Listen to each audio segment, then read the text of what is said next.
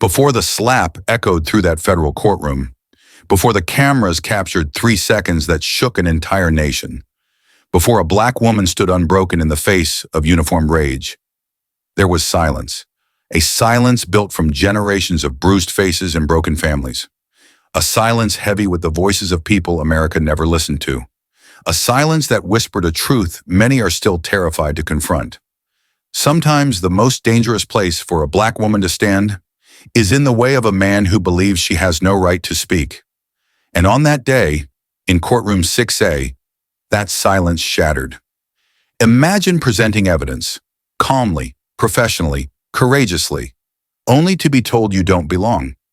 Imagine being struck across the face in a federal courtroom in front of the world by someone sworn to protect the law. Imagine rising to your feet, not out of anger, but out of dignity so powerful it terrifies those who tried to break you. This is not just a story. It is a wound. It is a reckoning. It is a mirror held up to America's most painful truth. When black women speak truth to power, power often tries to silence them with force. But on this day, in this courtroom, one woman did not bow. She did not crumble. She did not apologize for surviving. She stood. And in just 3 seconds, she exposed everything this country tries to hide. If you think you know what happened next, if you think this was just another courtroom scuffle, if you think justice is simple when the cameras are rolling, you are not ready for what you're about to hear, because this story will make your heart race. It will make your blood boil. It will make you question everything you thought you knew about power, race, and accountability in America. And by the end, you won't just understand what happened, you'll feel it. So before we begin, hit that subscribe button to the Racist Reality Channel, because stories like this don't just inform, they transform. They expose truth, amplify the unheard, and remind us that justice only exists when we fight for it. Now take a breath, steady yourself, and get ready. Because once you hear what happened in that courtroom, you will never forget it, and you will never see America the same way again. The slap in the House of Justice. The Martin Luther King Jr., the federal courthouse in Atlanta had never felt heavier. It was as if history itself, the marches, the beatings, the unmarked graves, the cracked voices demanding freedom, had compressed into that one room. Courtroom 6A pulsed with the electricity of truth, preparing to collide with power. People stood shoulder to shoulder along the walls, black mothers clutching framed photos of sons they lost to routine encounters, retired officers who believed in a better system, activists scribbling notes, journalists whispering about the significance of this hearing. Even the marble seemed to vibrate under the weight of anticipation. The courthouse had seen its share of trials, but today felt different. Today, America's wound was not being bandaged. It was being exposed. At the center of it all stood Maya Carter. She looked smaller than one might expect. A 37-year-old black woman in a simple black suit, wire-rimmed glasses, her hair pulled back in a conservative twist. She spoke softly, but her voice filled the room with a clarity that rippled through the crowd. Excessive force complaints, she said, clicking to her next slide, have increased 43% in predominantly black neighborhoods. The screen behind her glowed with maps. Bright swaths of red clustered around historically black communities. Generations of struggle displayed in pixels. Numbers that represented bruised ribs, split lips, funerals, missing fathers, traumatized children. Maya didn't dramatize the data. She didn't need to. The truth was already loud. Behind her, positioned at the side entrance where he could watch every movement she made, stood Officer Kyle Brennan, 40 years old, Atlanta police veteran, third generation in blue. His uniform was crisp, his posture rigid, but his eyes burned. Every word Maya spoke seemed to peel back a layer of the world Kyle believed in. His breathing grew heavier. He shifted his weight. His fist tightened at his sides until the knuckles whitened. The badge on his chest rose and fell sharply with each breath. Maya continued her testimony without glancing back. For certain units, she said, tapping her laser pointer against the projection, complaint rates are 300% above district averages. This is not random. These are patterns, systemic, measurable patterns. Someone in the gallery whispered, "She's telling our lives right there on that screen." Someone else murmured a quiet, "Amen." Kyle swallowed hard, jaw clenched like stone. His temples pulsed. He didn't hear patterns. He heard you. He didn't hear systemic. He heard your fault. He didn't hear accountability. He heard attack. To him, she wasn't exposing a system. She was dismantling his identity. He had never read the internal affairs reports that shadowed his record. He refused to believe the videos. He buried the complaints in the same corner of his mind where he hid his grief, his anger, his assumptions, his unspoken belief that those people caused their own problems. His father used to say that, his grandfather before that, and Kyle believed it the way some people believe in gravity. The gallery watched Maya, but Kyle watched Maya like a man watching the enemy. He could feel his pulse in his throat. Maya clicked to her next slide. "This case study," she said, "illustrates how unchecked authority—" "Shut up!" The words tore through the courtroom like a sudden storm, the kind that rattles windows, the kind that sends birds scattering. Maya paused. She didn't turn. Not yet. She waited for the judge to respond. Judge Linda Rodriguez lifted her head slowly, eyes narrowing behind black-rimmed glasses. "Officer Brennan," she said, her voice sharp, "do not—" But Kyle cut her off. "No," he spat, stepping forward. "No, I'm not sitting here while this woman—" He jabbed a finger toward Maya's back. "Twists numbers to smear good cops. You don't belong here." His voice rose in volume. His face flushed from pink to red. "You people come in here lying about officers who risk everything, for ungrateful communities that spit on them." A tremor moved through the gallery. Phones were already out, recording. Maya inhaled deeply, but she still didn't turn. Her voice remained level, steady. "As I was saying," Kyle surged forward, "did you hear me? I said shut up!" The room snapped into shocked silence. She turned, slowly, like someone who refused to let fear dictate her movements.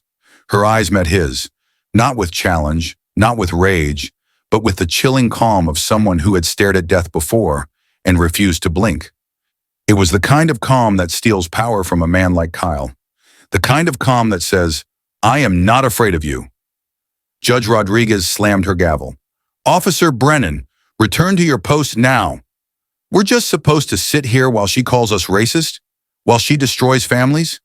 While she dishonors my brother?" Even the judge paused. Pain flickered in Kyle's voice. The kind of pain that had nothing to do with statistics and everything to do with grief he never healed. But grief does not excuse harm. Maya faced him fully now. "Officer Brennan," she said gently, "this is not about—" But she didn't finish. Kyle closed the distance in 4 thunderous strides, boots pounding the marble. The gallery gasped. Phones shot higher. Reporters whispered frantically. Security moved, but too slowly. Maya did not step back. She did not cower. She did not raise her hands. She simply stood. That more than anything enraged him. He wanted her to flinch, just once. He wanted her to fear him. He wanted her to shrink, crumble, bow, disappear into the place he believed she belonged. But she didn't.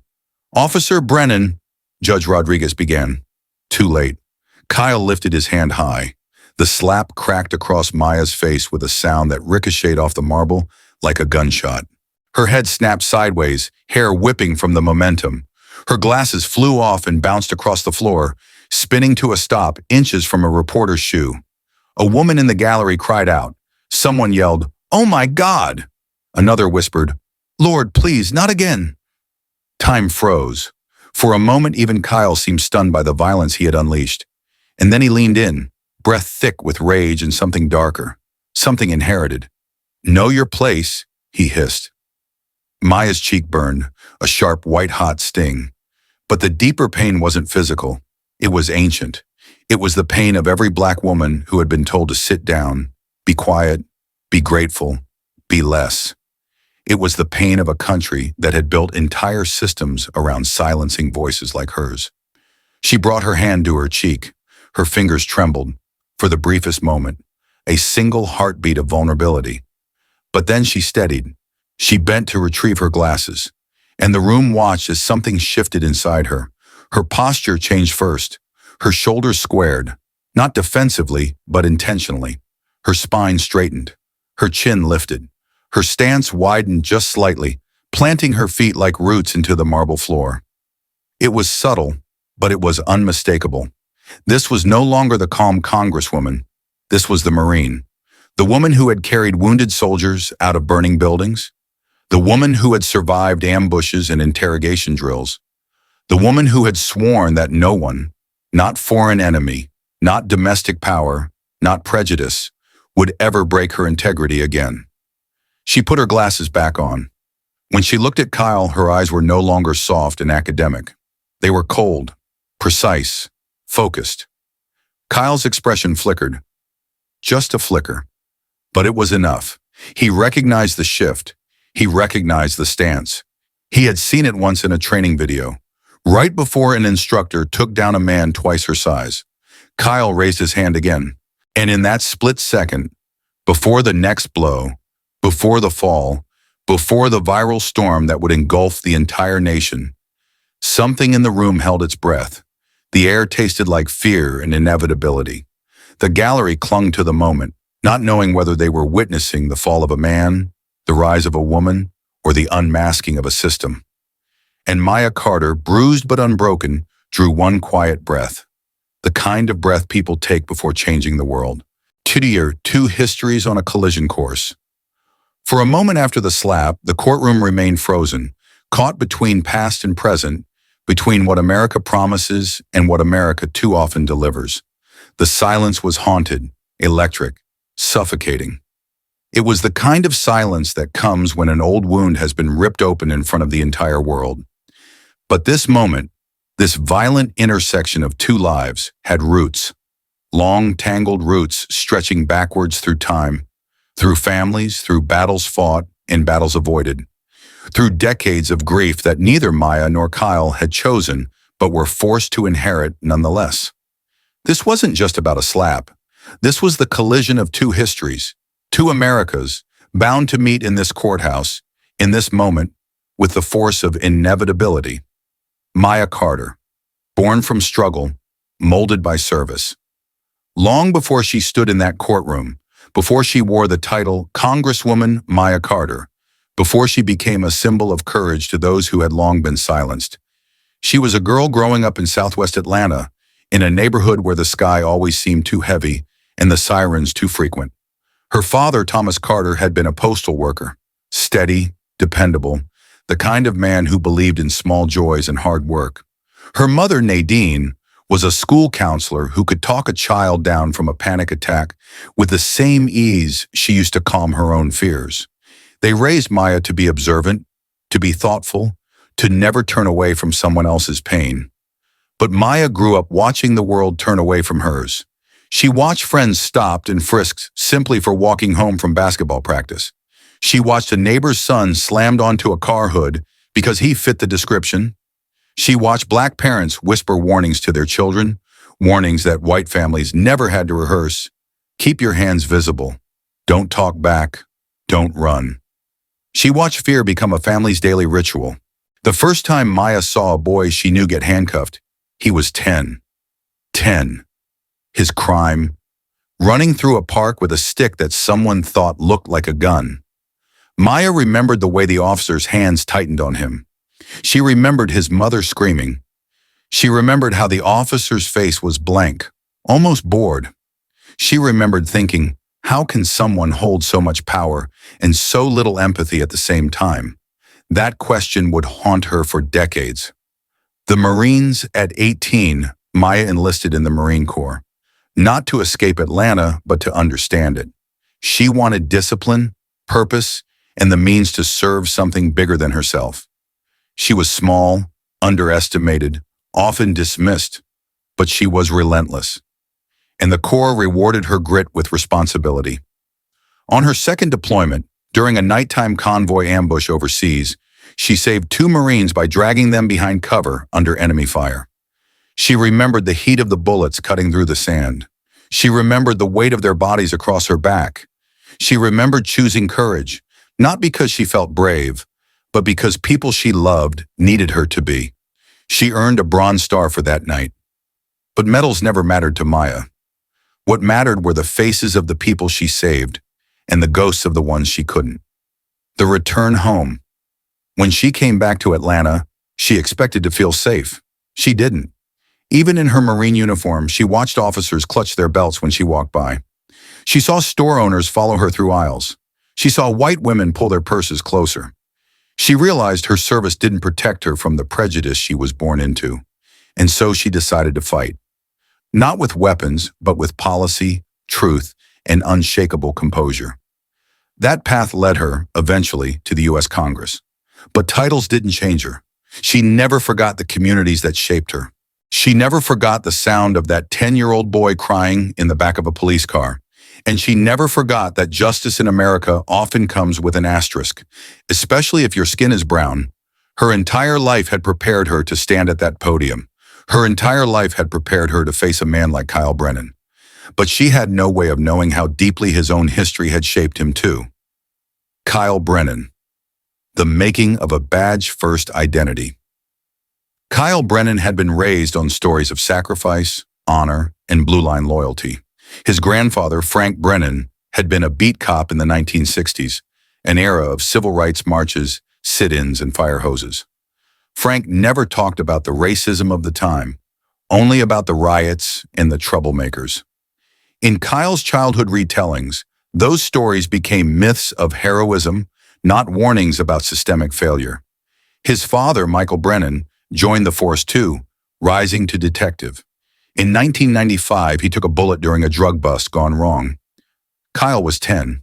He remembered the hospital, the blood-stained sheets, the doctors whispering. He remembered the pride in the way officers saluted his father in the hallway. He remembered thinking, cops are the only real heroes in this world.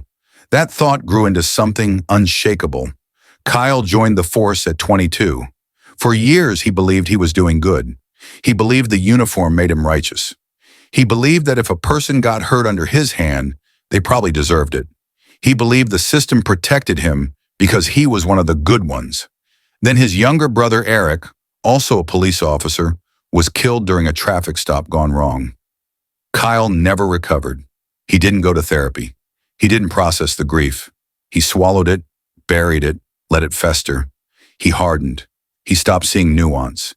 He stopped seeing individuals. He began seeing categories, stereotypes, types of people. Black neighborhoods became hostile zones. Black drivers became threats. Black bodies became suspects. He didn't wake up one day and choose racism. He slid into it, comforted by the way it fed his anger, justified his shortcuts, excused his cruelty. And because the system rarely held men like him accountable, he mistook lack of punishment for validation. His internal affairs record quietly ballooned. Residents filed complaints that disappeared into drawers. Supervisors looked the other way. Union reps shielded him. Kyle believed all of it meant he was right. So when Maya stood in that courtroom, calm, educated, dignified, confident, exposing the very patterns he had spent a career denying, Kyle felt attacked at the core of his identity. She was not just presenting evidence. She was dismantling the mythology that had shaped him since childhood. She was challenging the stories he was raised on. She was threatening the lie he lived inside. She was forcing him to see himself, and he couldn't bear it. And beneath all that anger was something even deeper. Fear. Fear that the world he believed in was built on falsehoods. Fear that the badge didn't make him noble. Fear that his brother had died for a system that was broken. Fear that he had hurt innocent people and called it justice. Fear that Maya Carter saw all of it and refused to be silent about it. Two paths, one collision. In another life, Maya and Kyle might never have crossed paths. They lived in different Atlantas, one shaped by the struggle for dignity, the other shaped by the defense of authority. Their worlds revolved around different truths, different wounds, different interpretations of justice. But the American story has a way of pulling opposites into the same room, forcing the unspoken tensions of centuries into a single moment. That moment was the slap. Her history of resilience met his history of resentment. Her discipline met his rage. Her truth met his denial. Her courage met his fragility. This collision was never random. It was crafted by a country that still hasn't learned how to reconcile the past with the present. A country where black women must stand twice as tall just to speak. A country where officers like Kyle believe their authority places them above question. A country that keeps forcing the same confrontation. Power versus principle. Uniform versus humanity. Racism versus truth. The human lesson beneath the pain. If you look closely, if you stripped away the uniforms, the titles, the political rhetoric, you would see something simpler, sadder, more universal. Two people shaped by pain, two people shaped by loss, two people shaped by a system that taught them opposite lessons about worth. Maya's pain taught her to protect others. Kyle's pain taught him to control them. One chose love, the other chose fear. This courtroom, this sacred place built on centuries of struggle, became their crossroads. And America watched, not because of the slap itself, but because the slap revealed a truth many still try to ignore. Racism doesn't begin with hatred. It begins with stories, told, repeated, inherited, and the choices we make about which ones we believe. 5 days of evidence and humiliation. In the hours after the slap, Courtroom 6A became something different, something raw, something trembling with the sense that America had reached a breaking point. The violence of a single moment had cracked the veneer of neutrality in that federal chamber, exposing nerves that had been throbbing for generations. But the real battle, the deeper wound, had begun even before Kyle Brennan's hand struck Maya's face. It began with the evidence. And for 5 long days, the evidence stripped Kyle Brennan bare. Day 1, numbers that felt like blows. Maya returned to the stand the next morning. Her cheek still showed the faint imprint of Kyle's slap, subtle discoloration, a reminder of both vulnerability and resilience. Some people in the gallery brought flowers, others brought signs. Many simply brought their presence, as if their bodies could stand between her and the violence she had already endured. Judge Rodriguez permitted Maya to continue her presentation, not as a victim, but as a witness. And Maya embraced that role with quiet dignity. Her voice carried across the courtroom. Let's begin with complaint patterns from the last 3 years. The screens lit up again with charts, maps, and color-coded data. But this time, the room felt united in a fresh way. People held their breath, watching not just the information, but the ripple it created in Kyle. A graphic revealed that black neighborhoods were policed at triple the rate of white neighborhoods with similar crime statistics. Another slide highlighted that 44% of all excessive force incidents came from a single group of officers, Kyle's unit. Maya didn't raise her voice. She didn't glare. She didn't even look at Kyle. She simply let the truth speak its own language. But Kyle felt every number like a punch, because the truth didn't need volume, it had power. People in the gallery murmured. A black mother whispered, "That's why my baby didn't come home." A man exhaled sharply and wiped at tears he hadn't expected to shed. Kyle felt their eyes shift toward him, and something inside him twisted. Those eyes didn't see a hero. They didn't see a protector. They saw a pattern, and that pattern looked like him. His breathing grew shallow. His fists tightened again. His jaw clenched until it hurt. Judge Rodriguez watched him carefully. "Officer Brennan," she said, "remember your oath to maintain order in this court." But order was slipping through Kyle's fingers like sand. Day 2. The faces behind the numbers. The next day, the evidence moved beyond statistics. Maya showed videos. Real people. Real encounters. Real pain. First, a grainy body cam video of a black teenager with trembling hands pulled from his car during a traffic stop. His voice shook. "I'm not doing anything, sir. Please don't hurt me." Kyle's recorded voice barked back, "Stop resisting." Even though the boy wasn't resisting. Even though his hands were raised. Even though fear radiated from him like heat. The gallery gasped. One woman covered her mouth. A teenage boy in the back row squeezed his mother's hand. Kyle tried to stare at the floor, but the video forced him to look at himself. It forced him to confront a version of himself he had never admitted existed. Another video played, a Hispanic woman confused and crying during a domestic call. Her English broken, Kyle's voice sharp and impatient. When an officer gives you orders, you follow immediately. He grabbed her arm. She winced. She tried to explain, but language failed her, and Kyle didn't care enough to slow down. Judge Rodriguez frowned. Activists shook their heads. Reporters scribbled frantically. Kyle's breathing became ragged, uneven. Every exhale carried the weight of unspoken guilt and unacknowledged cruelty. But Maya continued, not out of cruelty, but out of duty. These incidents, she said gently, are not isolated. They are part of a documented pattern, and patterns indicate systemic failure, one that has real consequences for real people. Kyle muttered under his breath. She wasn't there. She doesn't know. But he said it loud enough for others to hear. Maya paused for half a second, just enough to acknowledge the pain behind his anger, without letting it excuse the harm. Officer Brennan, Judge Rodriguez warned, remained silent unless called to testify. His face reddened. People watched him struggle against himself, against the truth crushing him. Day 3, the words that reveal a soul. By the third day, the evidence shifted from what Kyle did to how he thought. Maya played audio recordings, raw, unfiltered, unedited. During a robbery call, 3 black males, usual suspects doing usual suspect things. The courtroom stiffened. Maya's voice explained, "This recording is unedited. It reflects the officer's assumptions based on race rather than evidence." Then another recording, a traffic stop. Another one driving while black.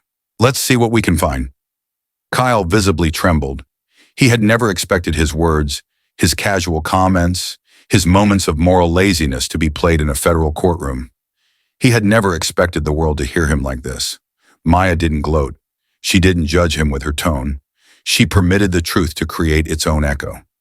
Some jurors looked uncomfortable, not because Maya was wrong, but because she was too right. "It's taken out of context," Kyle shouted finally, unable to restrain himself. Judge Rodriguez's gavel slammed. "Officer Brennan, that is enough. One more disruption, and you will be removed." Kyle's chest heaved, his eyes wild. He looked less like a guardian of the law and more like a man drowning in the truth he had long refused to face. Maya looked at him for the first time that day. Their eyes met across the marble floor. His were burning, hers were steady. And in that exchange, the entire courtroom felt the truth. One person was afraid of being exposed. The other was willing to be seen. Day 4, the accumulated weight of harm. On the 4th day, Maya presented statistical analysis of enforcement patterns. Her slides revealed the painful reality.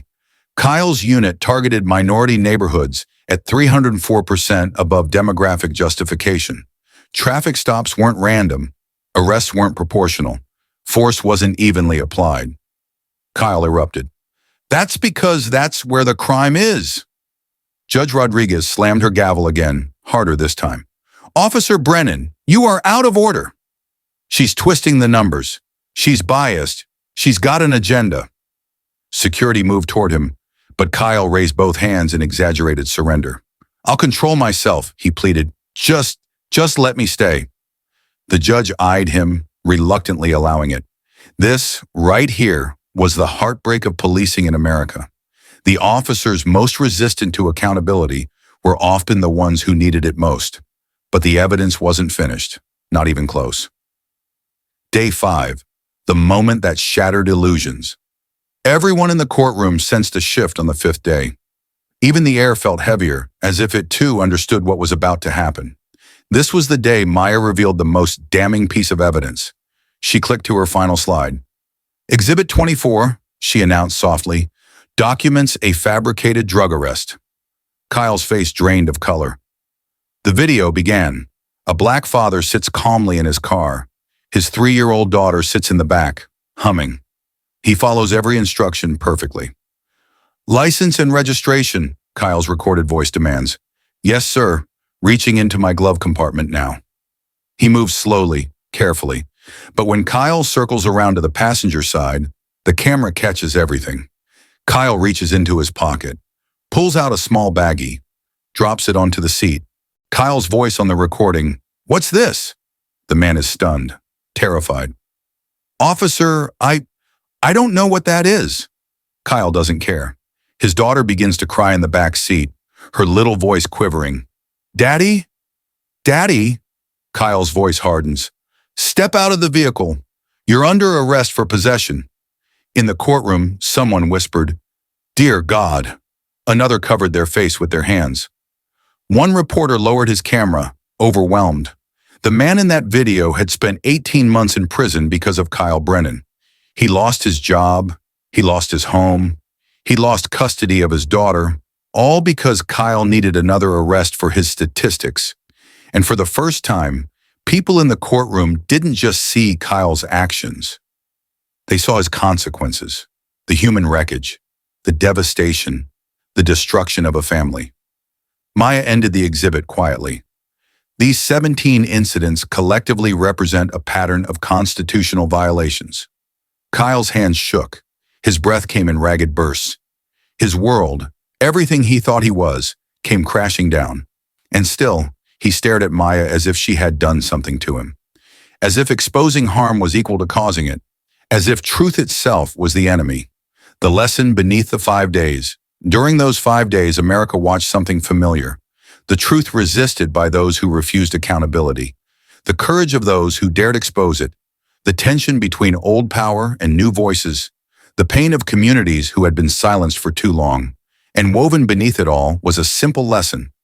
Before a system can change, someone must be brave enough to confront the truth.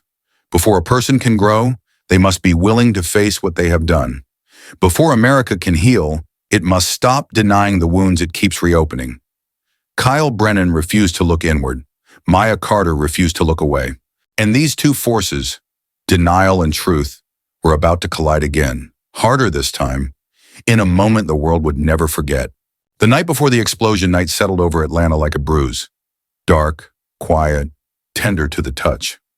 From her hotel window, Maya Carter watched the city lights shimmer across the glass towers downtown. Traffic murmured far below, soft and distant. Pedestrians crossed near the glowing fountains. People were living their lives, unaware that tomorrow would place Maya at the center of the country's most explosive confrontation in years. But Maya knew, and she could feel the weight of tomorrow pressing against her chest like a hand she couldn't shove away. Her cheek still carried the fading echo of Kyle Brennan's slap. It wasn't swollen anymore, but the skin still pulsed faintly, an intimate reminder of how quickly violence could erupt from a man who believed authority gave him ownership over black bodies. The worst part wasn't the pain, it was the memory of it. She rubbed her cheek absent-mindedly as her hotel phone buzzed. A face appeared on the screen. Lauren Kim, her chief of staff, jaw tight, eyes heavy with worry. "Maya, we need to talk," Lauren said without preamble. Maya turned from the window. "I'm listening." Lauren exhaled, running tense fingers through her hair. "Security footage from the courthouse just came in. Kyle Brennan has been pacing the hallways for an hour, talking to himself, agitated. He's unraveling, Maya." Maya expected this. She felt Kyle's fragility the moment their eyes met that morning, felt the unspoken rage trembling inside him like a wire pulled too tight. "What exactly was he saying?" Maya asked. "He's ranting about how you're destroying his life, how you're part of a conspiracy against good cops. He said," Lauren hesitated, then continued, "he said he won't let tomorrow happen." Maya closed her eyes for a moment, not in fear, but in recognition. This was the point in every abusive system where truth provoked violence, where accountability triggered collapse, where the people who had abused power finally realized they could no longer hide behind their uniforms. Lauren leaned closer to the camera. "Maya, you need to reveal your congressional status first thing tomorrow. Let the court know who you are. Let them add extra security. Please." Maya shook her head slowly. "No." Lauren stared. "No?"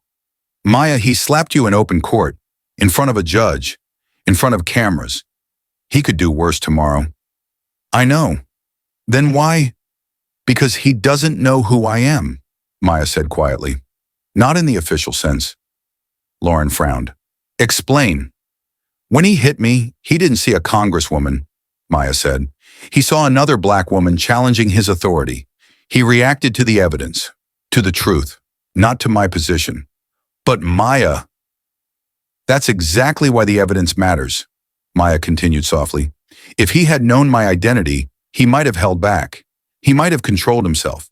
He might have worn the mask that the system lets him hide behind. Lauren went silent. Maya walked back to the window. The city lights blurred softly through the glass. If he snaps tomorrow, and I think he will, it'll show the world what happens when officers believe black women are powerless. What happens when the system protects their violence instead of exposing it. The cameras need to see the truth.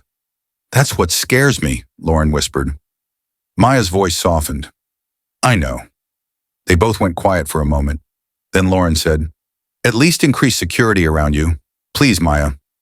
I'll review the protocols, Maya replied. I promise.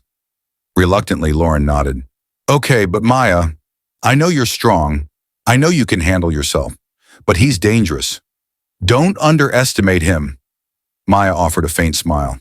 I don't underestimate anyone who's hurting. Lauren swallowed hard. Call me if you change your mind. I will. They ended the call. The quiet before the storm.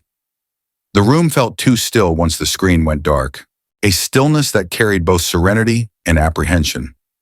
Maya sat on the edge of her bed and exhaled slowly, unclenching muscles she hadn't realized were tight. The day's testimony played through her mind like a montage. The teenager with his hands raised. The weeping woman grabbed too roughly. The elderly man shoved against a car.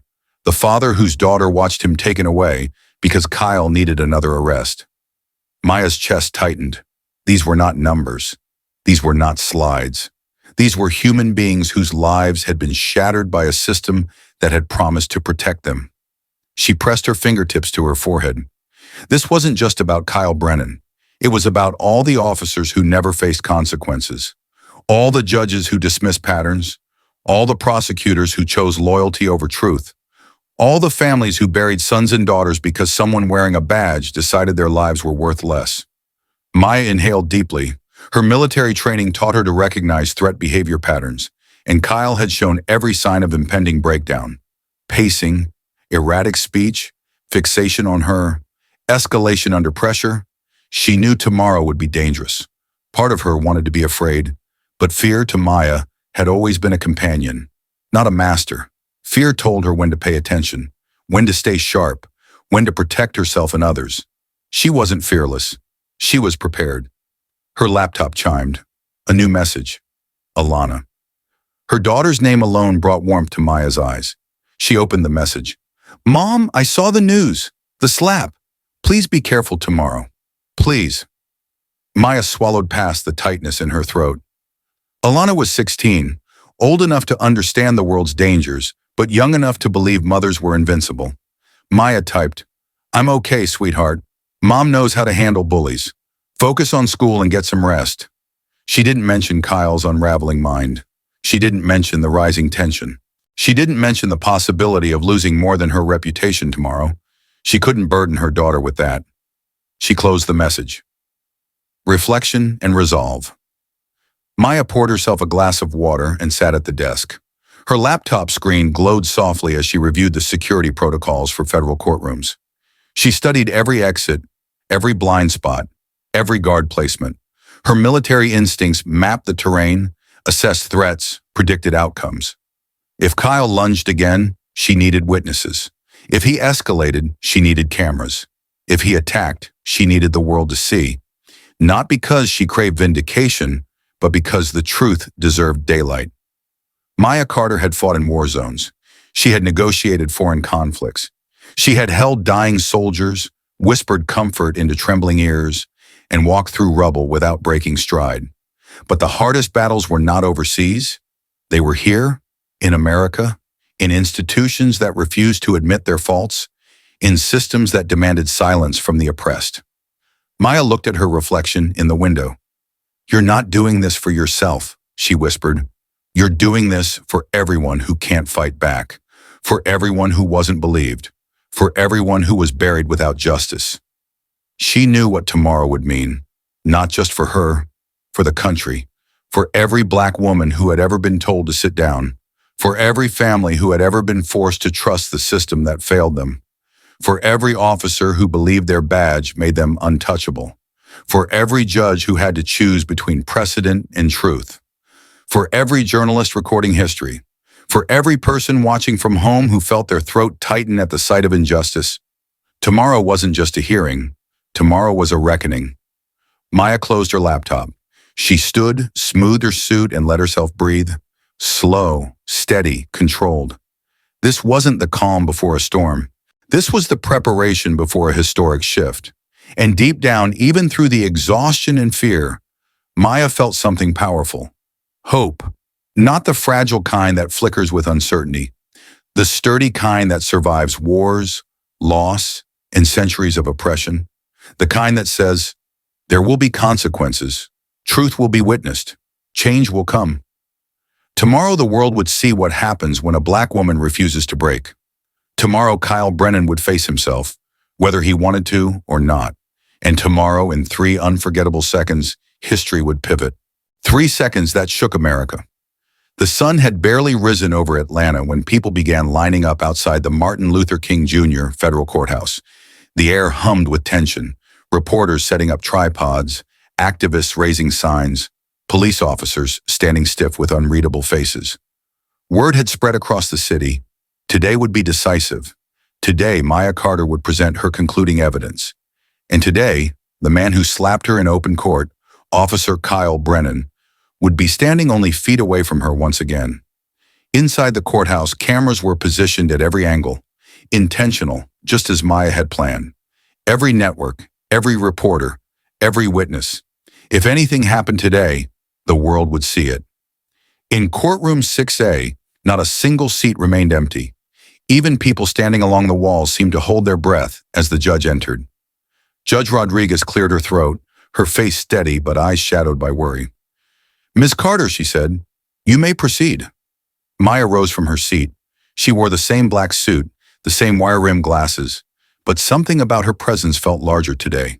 Her posture was firm, centered, like a pillar refusing to crumble beneath the weight pressing against it. Behind her, Kyle Brennan stood rigid by the side door. His jaw tightened when she walked forward. His eyes flickered with something between rage and desperation, and Maya saw it. She saw a man unraveling, but fear did not guide her steps. Truth did.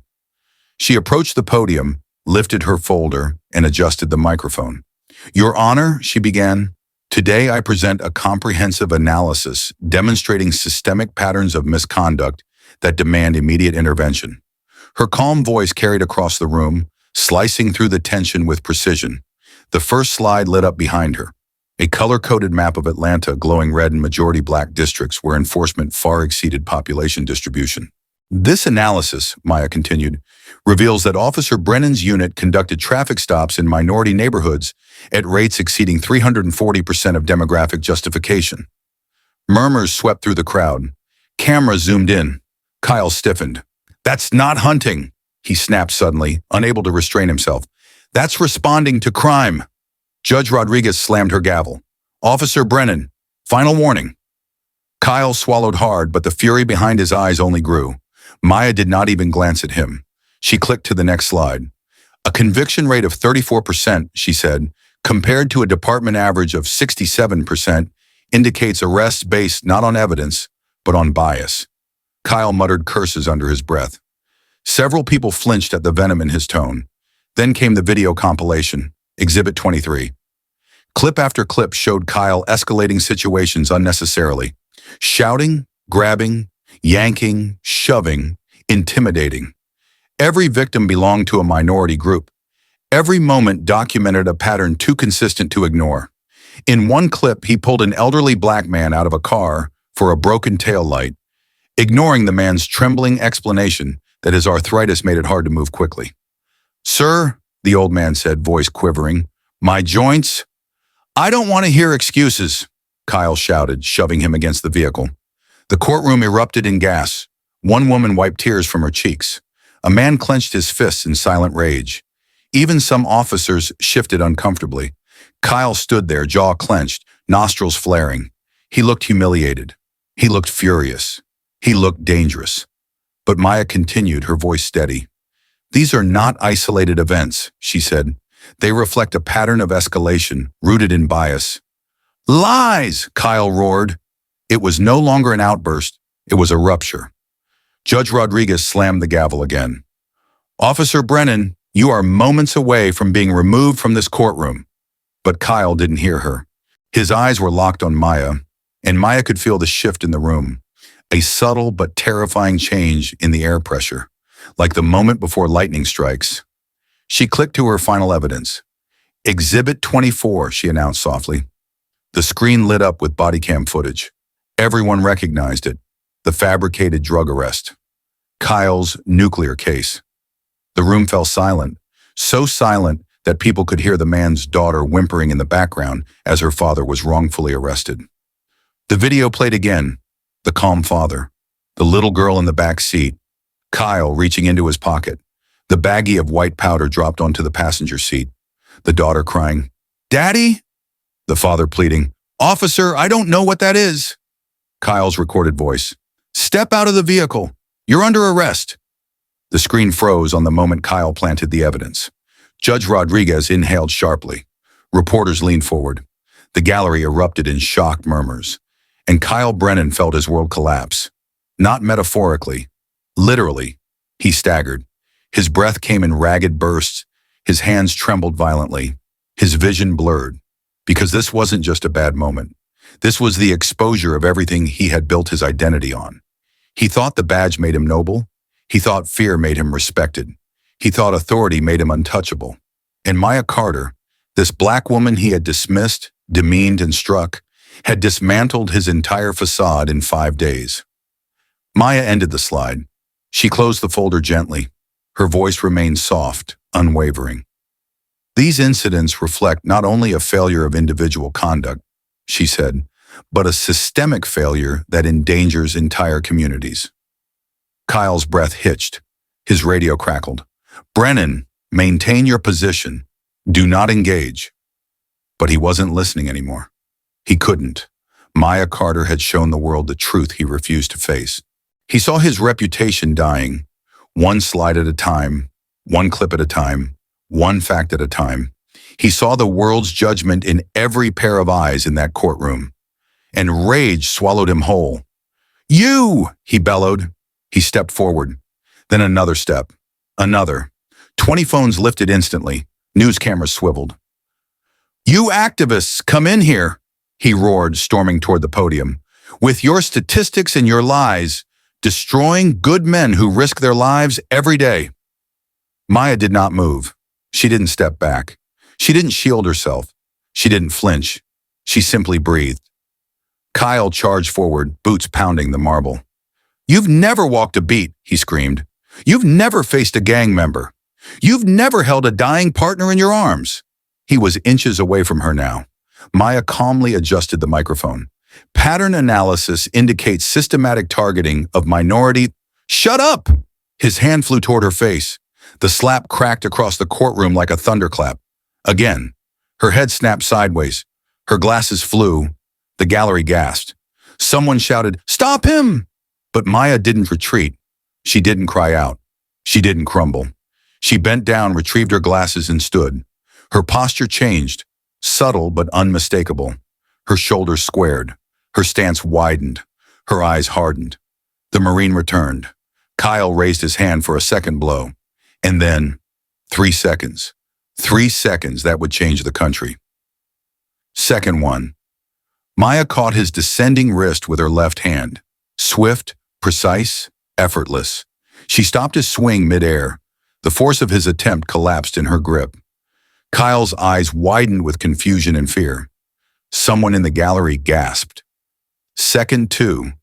Maya stepped into his space, inside his reach, where he no longer held power. With the heel of her right palm, she struck upward into his solar plexus. The impact was surgical. Kyle's diaphragm seized. His breath evaporated. His brain short-circuited. He doubled over, gasping. Second three, with the same controlled precision she once used on a battlefield, Maya launched an upward elbow into his jaw. Crack! Kyle's head snapped backward. His knees buckled. His body went limp. And then, he fell.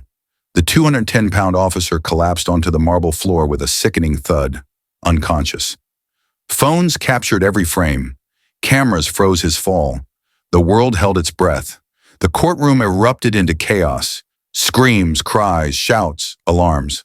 But Maya stood steady, adjusting her glasses. She turned to the judge. "As I was saying, Your Honor," she murmured, "systematic misconduct requires systematic reform." Her calmness stunned the room, because only someone who had endured a lifetime of disrespect, a lifetime of silencing, a lifetime of being underestimated, could stand unbroken after being struck twice by a man taught to believe she was beneath him. In those 3 seconds, she didn't just defend herself, she exposed the truth. Power does not make a person right. Authority does not justify abuse. And dignity, true dignity, belongs to those who refuse to surrender it. Those 3 seconds ignited a national firestorm, and tomorrow the world would demand consequences. The system strikes back. The video of Officer Kyle Brennan collapsing on the polished marble floor traveled faster than wildfire. Within 20 minutes, it had reached every corner of social media: TikTok, Instagram, Twitter, Facebook, even national news alerts. Reporters replayed the 3-second knockout in slow motion, pausing on each frame with breathless commentary. Some people cheered, some cried, some raged. But the system that had shielded officers like Brennan for decades, did not cheer. It retaliated. It struck back with precision. It struck back with intent. And it struck back at the one person bold enough, dignified enough, strong enough to expose the truth: Congresswoman Maya Carter. The charges no one saw coming. It was barely sunrise the next morning when District Attorney Daniel Price stepped out of his office, flanked by uniformed officers and bright television lights. Cameras snapped. Microphones extended toward his face like metallic spears. Price straightened his tie, deep navy, symbolic of order and authority, and delivered his opening blow. "Congresswoman Maya Carter," he announced, "is being formally charged with assault and battery on a police officer, assault on a federal employee, and disturbing the peace in a federal courthouse." The crowd erupted with gasps, shouts, disbelief. A journalist shouted, "District Attorney Price, what about the slap? What about Officer Brennan's aggression?" Price didn't flinch.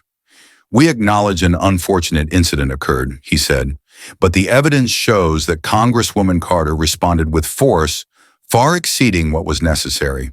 Her actions were disproportionate and dangerous." Disproportionate.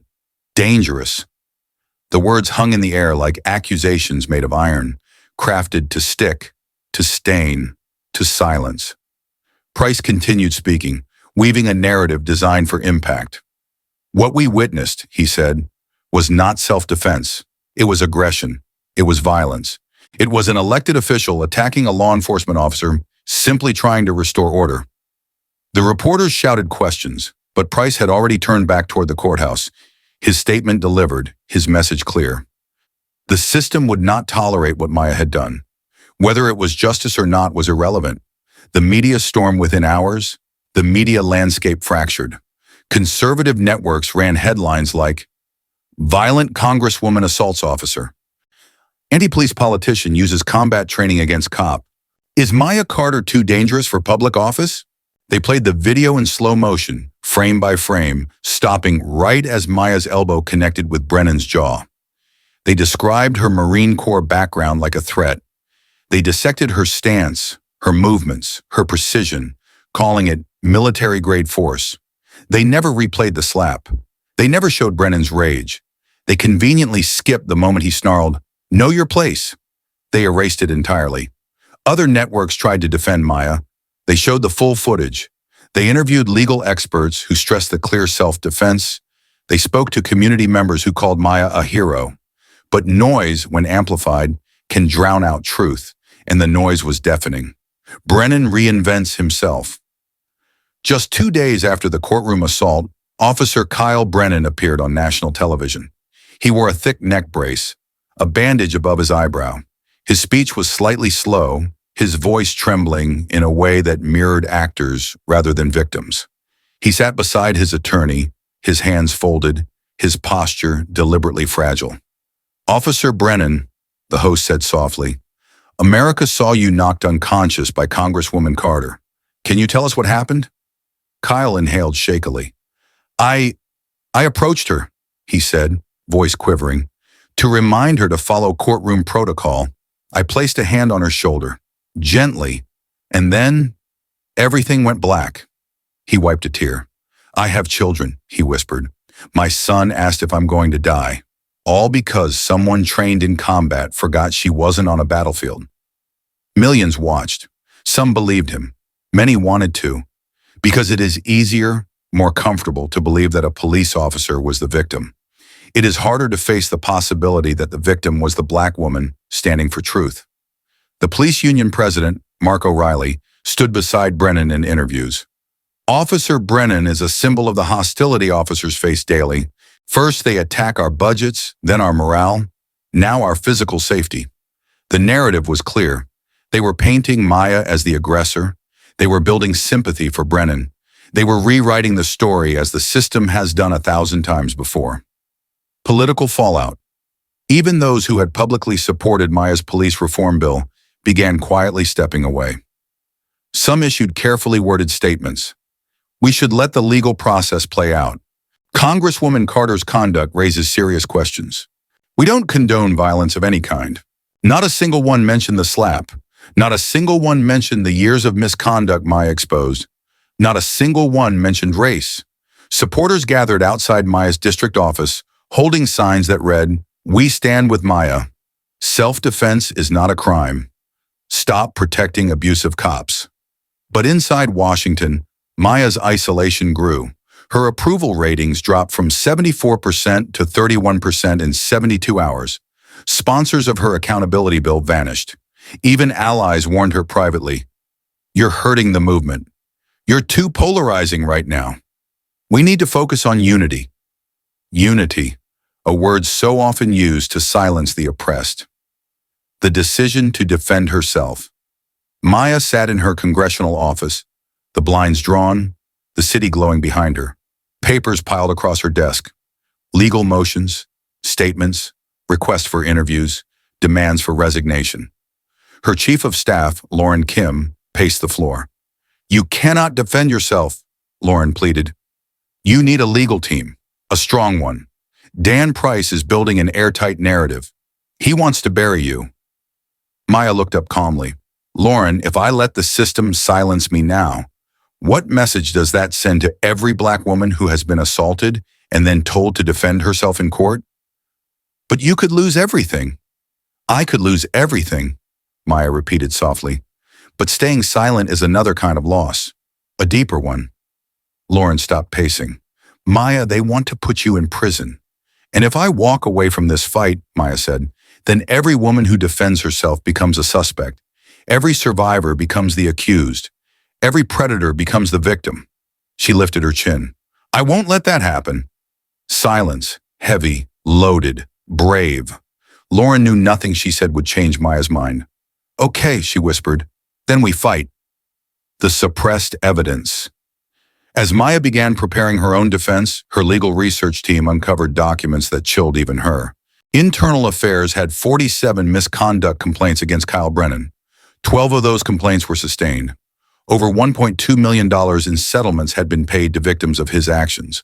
Some cases eerily mirrored the fabricated drug arrest Maya exposed. There were transcripts of Brennan threatening civilians, audio recordings of racial slurs, body cam clips that never saw daylight.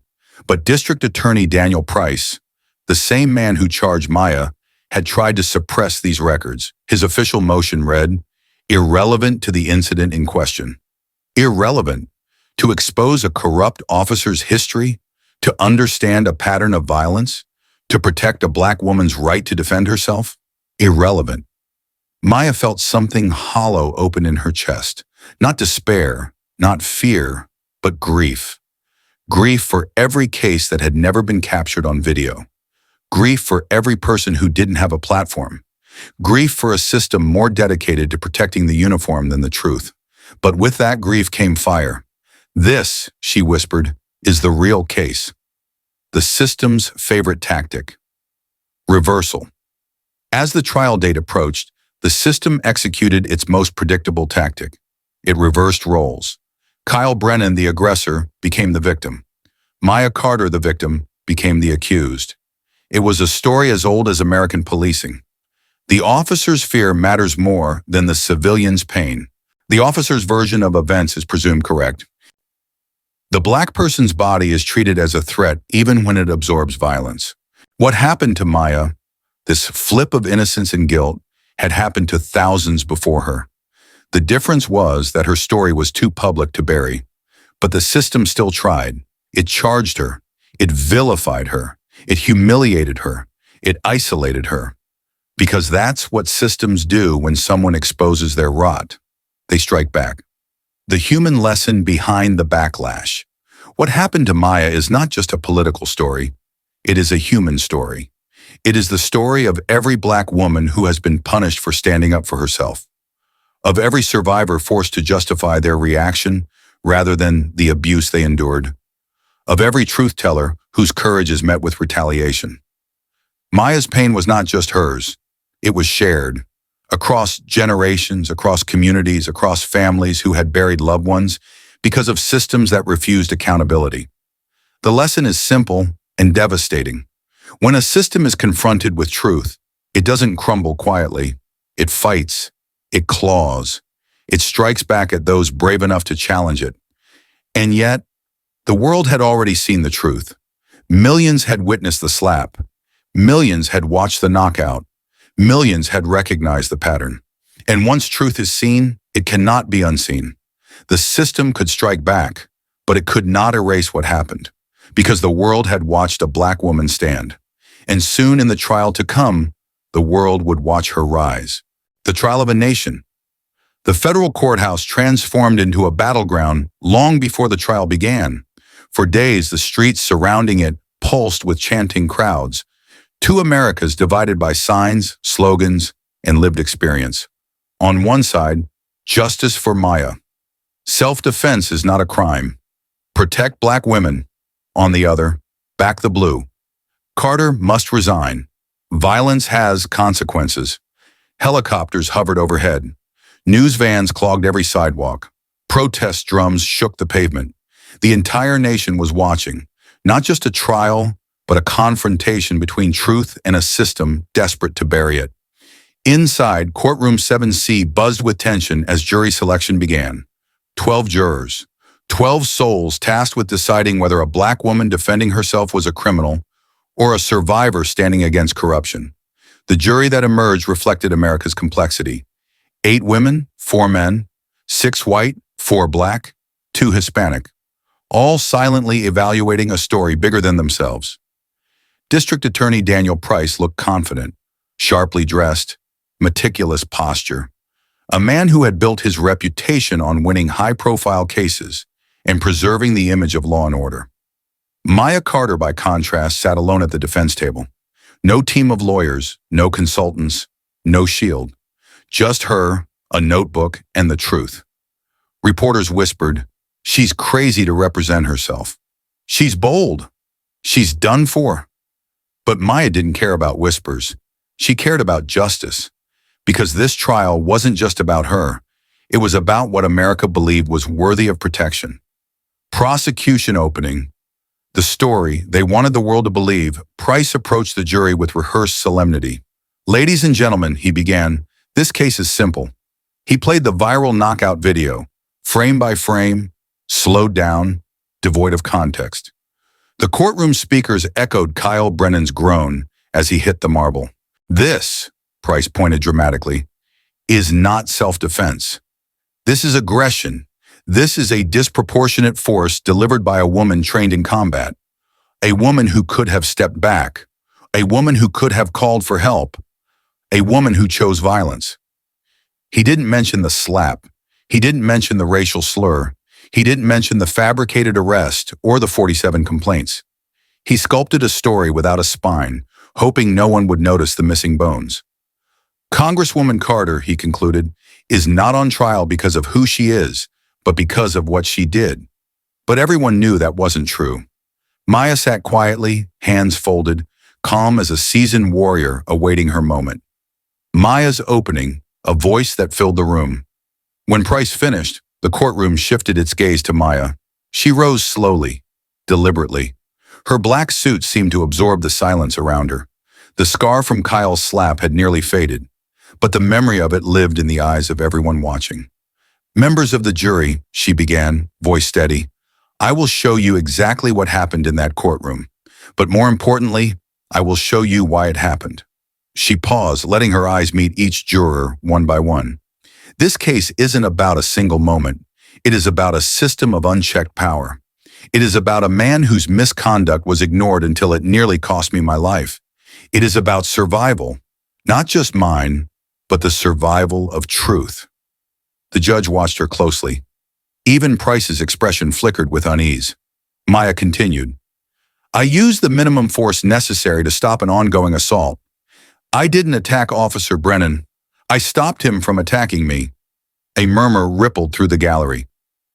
"And I will show you," she said, lifting a folder, "why he attacked me in the first place." She sat.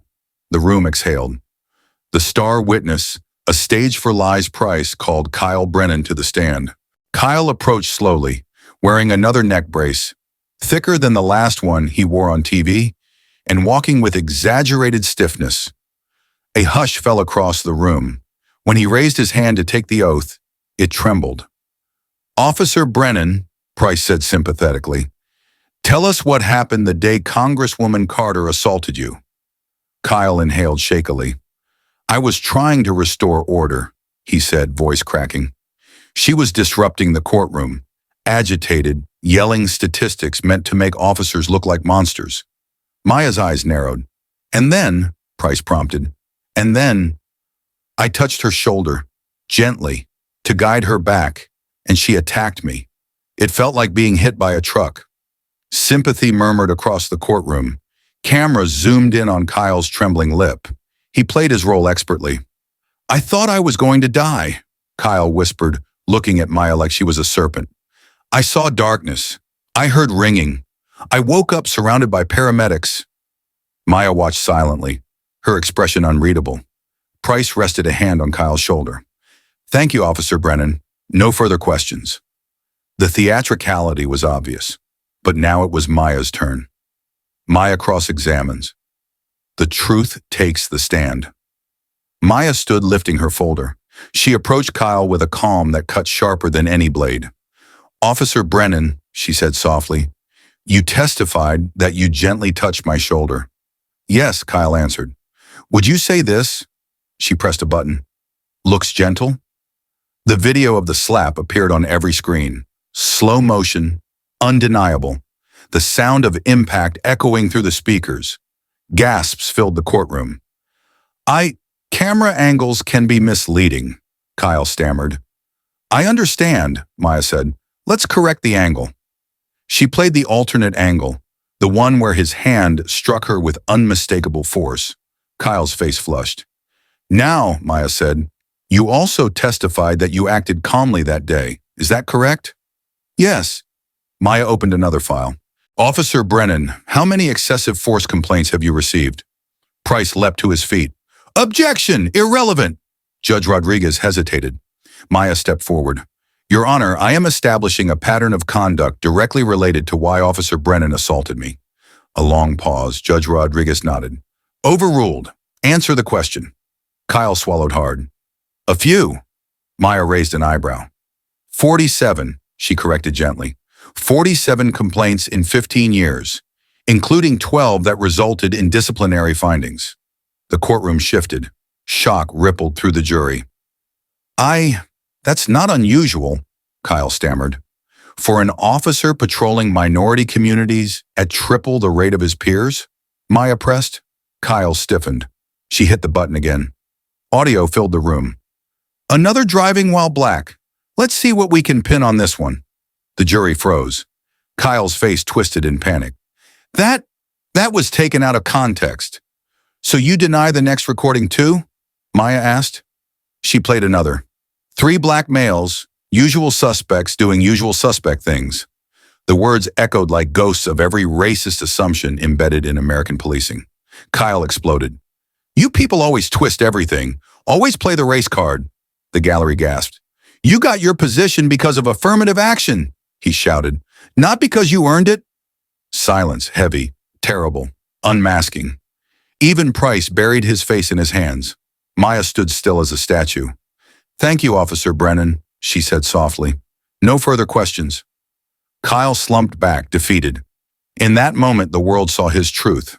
Not the victim, not the wounded officer, but the man who struck a black woman because he couldn't tolerate her strength. Maya takes the stand. Truth without armor. The Price hesitated before rising. Cross-examining Maya Carter was dangerous. She was brilliant, composed, unshakable. But he had no choice. "Maya Carter," he said, "did you have alternatives that day? Could you have called for help?" "Yes," she answered calmly. "Could you have stepped away?" "Yes." "Could you have de-escalated?" A pause, her eyes softened. "Mr. Price, I did." The room inhaled sharply. "When I turned to face Officer Brennan, after he struck me the first time, I didn't shout. I didn't raise my hands. I didn't step toward him. I stood still." She placed her palms gently on the witness stand. "And he raised his hand again?" The jury leaned in. "I am trained," Maya continued, "not to attack, but to stop an attack, to use the minimum force necessary. 3 movements: block, disable, neutralize. Had I intended harm, Officer Brennan would not be sitting in this room." Even Price couldn't argue that. Her words were a mirror, and the jury saw themselves in it, saw their daughters, their mothers, their sisters, their wives. They saw how quickly the system would criminalize a woman defending herself. "How many times," Maya asked softly, "must a black woman be struck before she has the right to protect herself?" Silence, the kind that changes people.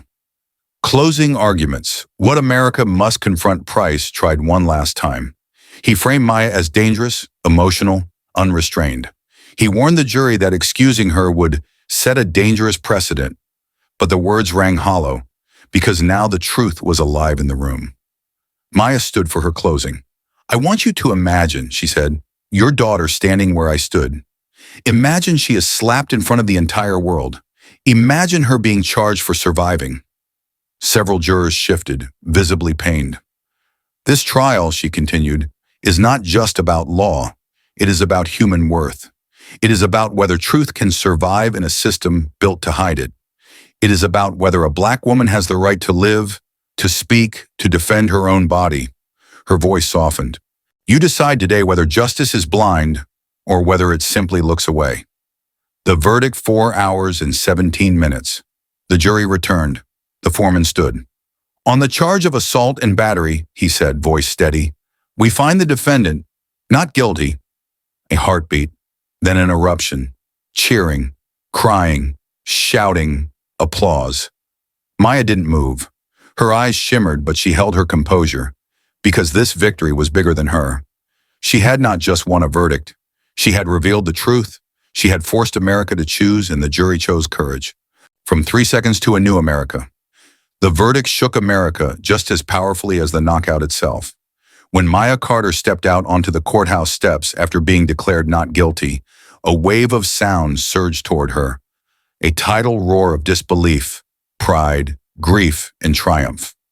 Reporters leaned over barricades, cameras flashed like lightning, and supporters chanted her name with a fervor usually reserved for movements, not individuals. "Maya! Maya! Maya!" Her face was calm, her posture composed, but her eyes revealed the truth she worked so hard to control. She was overwhelmed, not for herself, but for what the verdict meant, for every black woman who had ever been told to sit down when she stood up, to whisper when she needed to shout, to endure when she wanted to defend herself. Behind her, the courthouse doors shut with a heavy thud, sealing off the final beats of a trial that had peeled back the thin facade covering decades of racial injustice. But this was not an ending. It was a beginning. The aftershock. Brennan falls. The system shifts within 24 hours of the verdict. The police department placed Officer Kyle Brennan on immediate leave. Within 48, he was fired. Within a week, federal prosecutors announced civil rights charges against him. Investigators reopened every case he ever touched. Families who once felt invisible came forward, bringing lawyers, records, stories. Mothers who buried sons. Men whose wrists still bore the scars of zip ties. Elders whose dignity had been stripped during routine stops. Brennan's name no longer represented authority. It represented collapse. Not just the collapse of one man, but of the comfort that had shielded men like him. For the first time, accountability felt real. For the first time, people asked questions the system could no longer ignore. A protest sign outside the courthouse captured the mood. It wasn't 3 seconds of strength. It was 30 years of silence breaking. Maya's rise, from defendant to defender of a nation. Maya's approval rating, once plummeted to 31%, surged to 84%, the highest for any freshman congresswoman in decades. People weren't just inspired by her physical courage. They were inspired by her composure, her truth, her refusal to break. The very qualities Brennan tried to crush became the ones America admired most. Congressional leaders, embarrassed by how quickly they abandoned her, not only apologized, they urged her to continue her reform initiative. And so, 1 month after the verdict, Maya introduced the Carter Accountability Act, a sweeping bill designed to mandate body cameras for all federal officers, create independent oversight boards with subpoena power, implement third-party reviews for misconduct allegations, provide funding for de-escalation and bias training, automatically suspend officers with repeated complaints. The bill passed the House 280 to 146. It passed the Senate 64 to 36. The president signed it on the White House lawn with Maya standing beside him.